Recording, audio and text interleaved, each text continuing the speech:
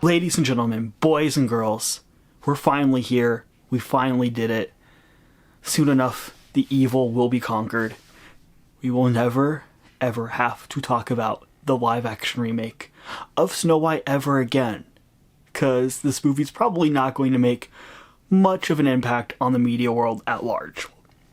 Let's be real here. So if you guys don't know, Disney within the last 10 to 15 years have decided we're just going to remake our entire catalog of movies in live action. The result of this has been people being like, man, I can't wait to see my favorite movie adapted in live action, and then they go see it, and then they're disappointed because it's not as good as the original thing they love so much, and then they'll go back and they'll watch the original one.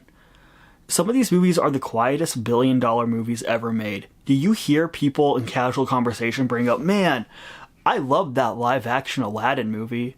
You don't. It made over $1 billion. You don't casually hear people be like, man, I like watching the live-action Lion King movie. It made almost $2 billion. And this is going to continue to be a trend because these things make money. But with Snow White, it's always been a rocky road since the start. Number one, Snow White is, of course, the first Disney movie ever made and is quite acclaimed, but it doesn't have the millennial nostalgia of something like The Lion King or Aladdin or Beauty and the Beast, so this is going to be a little bit of a harder sell for audiences anyways, because, you know, it was a different generation that had Snow White. But it is cool that about like 80 to 90 years later, I guess we do get a reinterpretation of this classic story. But they do go into a bit of a different direction with it, which was the first time we saw this movie get shrouded in controversy. Snow White stars Rachel Zegler. You guys don't know who Rachel Zegler is? She starred in Steven Spielberg's West Side Story. And honestly, that was probably my favorite performance of that year. She's absolutely incredible, just has an amazing voice, but has so much charisma and emotion behind her performance. So when I heard she was going to be a Disney princess, I went, cool, signed, sealed, delivered. She's going to crush that. And then we have an interview. So, you guys don't know, she was interviewed about the role, and essentially, in a way, she kind of said, yeah, we want to do a different interpretation of Snow White. You said you were bringing a modern edge to it on stage. What do you mean by that? I just mean that it's no longer 1937, and we absolutely wrote a Snow White that is not going to be saved by the prince. She's not going to be saved by the prince, and she's not going to be dreaming about true love. She's dreaming about becoming the leader she knows she can be, and the leader that her late father told her that she could be if she was fearless, fair, brave, and true. And so it's just a really incredible story for, I think, young people everywhere to see themselves in. Snow White is running for president. I'm launching my campaign. For some people, these comments were disrespecting the original classic Disney movie. In my opinion, it's kind of not. I want these live-action interpretations to take a different angle on these stories, because if they don't, then why on earth are we making them in the first place? I understand it's money. It's money. That's the reason why these movies keep getting made. But, like, I don't understand how Rachel Zegler just stands up there and goes, yeah, no, you know what? I kind of think the original story has some problematic elements and this movie's going to fix that. And people then bash her online for that. And again, I think maybe she could have said it a little bit more respectful to the original material, but I think people understood what she meant by that. You wanted a main character a little more agency than the original Snow White, and maybe you wanted to build up some more of the lore and the relationships between the characters so they aren't as sporadic, you know? The original Snow White, while it's a masterpiece, you don't have the same depth of character in that movie that you do in future Disney installments. You just don't. You don't have that same love for Snow White and her relationship with this Prince Charming than you do like Aladdin or Jasmine. Because simply, they were just starting to make animated movies. I think it totally makes sense to reinterpret these type of character dynamics in this movie. And then we have Gal Gadot, who plays the evil witch in this movie, who has apparently been super problematic on that set. Apparently her and Rachel Zegler don't get along. She said some pretty insensitive things about the Palestine conflict, but that's really not what this is about. This movie's been a PR disaster. I mean, if you just look into any angle of this movie. This is the biggest PR disaster since probably Emilia Perez last year. But this PR disaster has been going on for years. So it definitely feels like now Disney is in a position where they're like, we're just going to drop this here, and then we're going to push everything else later. It really feels like they're leaving this in the dust. They don't want to think about it anymore. They're going to take it as a loss. And boom, Lilo and Stitch, it's coming out in May. And you know what? They played the Lilo and Stitch trailer before this, when I saw it this morning, and it looks so much better than this movie does. I was personally pretty hesitant with them making a live-action adaptation of Lilo and Stitch. I thought that was a weird way to make more money, and it is still, but like the trailer looks fun. It looks like it actually has a clear idea of what it wants to do and what it wants to be, and it looks like it's a distinctly different expression than the original film. But how's Snow White? It's not as bad as what the internet's telling you it is. And I think that's kind of a miracle. I have sat through most all of these live-action Disney adaptations as a die-hard Disney fan, and some of them have brought me immense pain. I will never get the time back I spent watching the live-action Mulan. I will never get the time back I spent watching the live-action Dumbo or Pinocchio. That time's gone. It's gone for me. It's shredded. Some of these live-action remakes aren't just bad, they're unwatchable. And going into Snow White, I was expecting unwatchable. And this movie's watchable. Therefore, I think it's kind of a miracle. With how bad the production was on this movie, how terrible dwarves look in the trailer, I was expecting this movie to be a 1 or a 2, and it's more like a 4.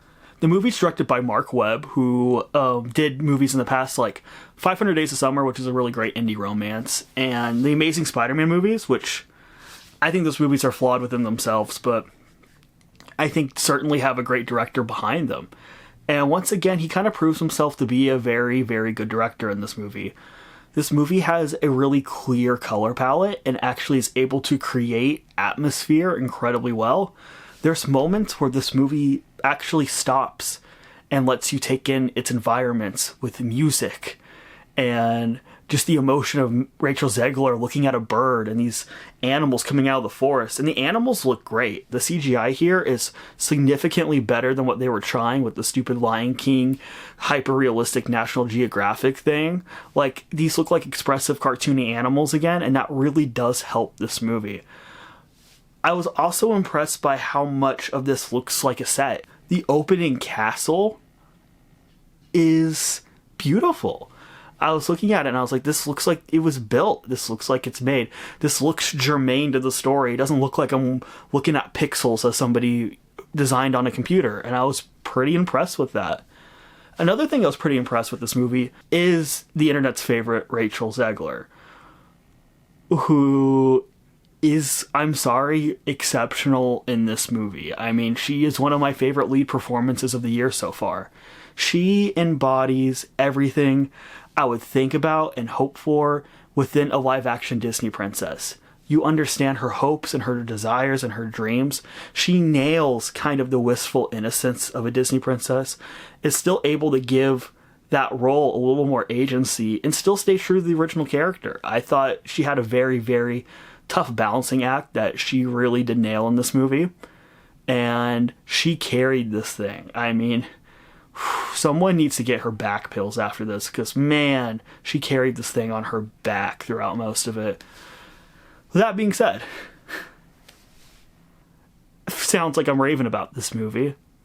This movie's not very good, unfortunately. This is one of the movies I've seen in my life, for sure. There's redeemable things about it. I don't feel like I entirely wasted my time. I wasn't in pain watching this movie. But there's still some pretty rough elements. First off, we'll talk about the dwarves.